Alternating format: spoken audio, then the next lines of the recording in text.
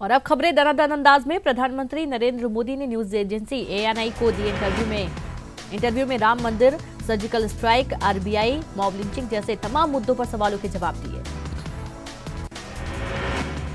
Mob lynching पर PM Modi ने बोलते हुए कहा कि ऐसी कोई भी घटना सभ्य समाज को शोभा नहीं देती है। ऐसी घटनाओं के पक्ष में कभी भी आवाज नहीं उठनी चाहिए। यह गलत है, सरासर निंदनीय है। राम मंदिर पर पीएम मोदी ने अपना स्टैंड ऑफ साफ कर दिया है। पीएम ने कहा कि राम मंदिर निर्माण के लिए अध्यादेश लाने पर फैसला न्यायिक प्रक्रिया के पूरा होने के बाद ही लिया जाएगा। साथ ही उन्होंने कांग्रेस के वकीलों पर मामले में अड़ंगा डालने का भी आरोप लगाया है।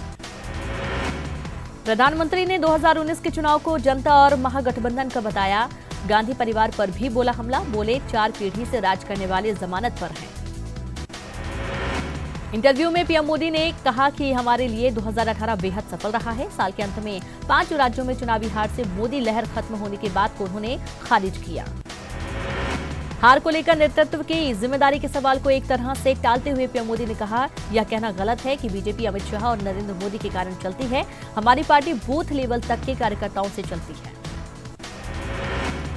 कांग्रेस मुक्त भारत को लेकर पीएम मोदी ने कहा कि मैंने पहले भी कहा है कि कांग्रेस एक सोच है और एक कल्चर है। हिंदुस्तान के राजनीतिक जीवन का वह कल्चर है या है करप्शन, वंशवाद और जातिवाद। साथ ही पीएम मोदी ने कहा कि 2019 में देश की जनता बीजेपी का साथ देगी। वहीं उन्होंने विरोधियों के आरोपों को निराधार बताया है। नोटबंदी और जीएसटी को लेकर पीएम मोदी ने कहा कि काले धन के समानांतर इकोनॉमी को खत्म करके हमें अर्थव्यवस्था को मजबूत दिए जाने की जरूरत थी। टैक्स देने वाले बढ़े हैं और बैंकिंग सेक्टर के माध्यम से लोगों में खुला काम करने की छल जगी है। पीएम मोदी ने कहा कि नोटबंदी अचानक नहीं थी। हमने अघोषित संपत्ति जमा कराने का ऑफर दिया था, लेकिन कम लोग आगे आए और इसके बाद भी हमने कड़े कदम उठाने की बात कही थी। हमने यह फैसला सोच समझ कर लिया था।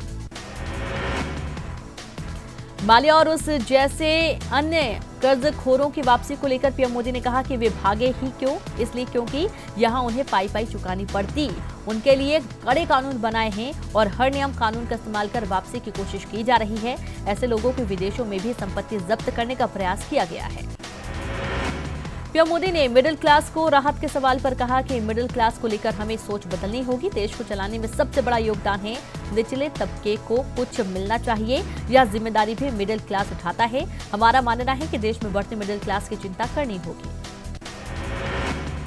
किसानों के लिए काम और कांग्रेस को लोन माफी को लॉलीपॉप करार देने के सवाल पर पीएम मोदी ने कहा कि वे लोगों को भ्रमित कर रहे हैं। यह कहना है कि हमने सभी किसानों का कर्ज माफ किया है, गलत है। और क्योंकि सच्चाई कुछ और है। 3 लाख करोड़ रुपए हमारी सरकार ने वापस लाने का काम किया है। 3 तलाक और सबरीमाला में अलग अलग स्टैंड को लेकर पूछे गए सवाल पर पीएम मोदी ने कहा कि दुनिया में तमाम इस्लामिक देशों ने भी 3 तलाक पर प्रतिबंध लगाया हुआ है। यह धर्म का मसला होता तो हर जगह लागू होता। यह लैंगिक न्याय का मसला है और इसका धर्म से लेना देना नहीं है।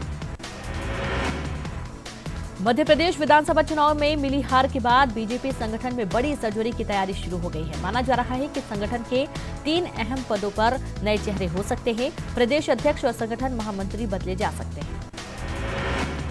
मध्य प्रदेश बीजेपी में सह संगठन महामंत्री भी बदलने की तैयारी है। चुनाव में मिली हार के बाद भोपाल से लेकर दिल्ली तक मंथनों का दौर चला है। हार की वजहों को तलाशा गया, लेकिन अब संगठन में बदलाव की तैयारी है और ये तमाम बदलाव लोकसभा चुनाव को ध्यान में रखकर किए जा रहे हैं।